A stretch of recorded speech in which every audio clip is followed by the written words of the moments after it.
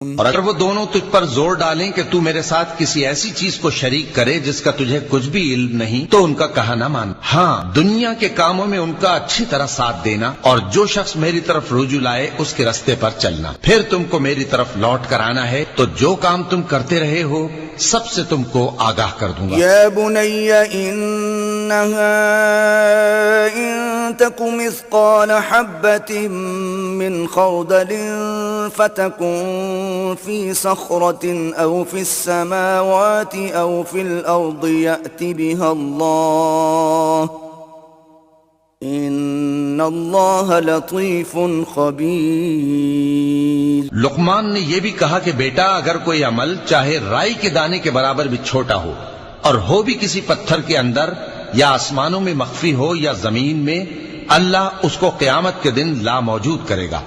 کچھ شک نہیں کہ اللہ باریک بین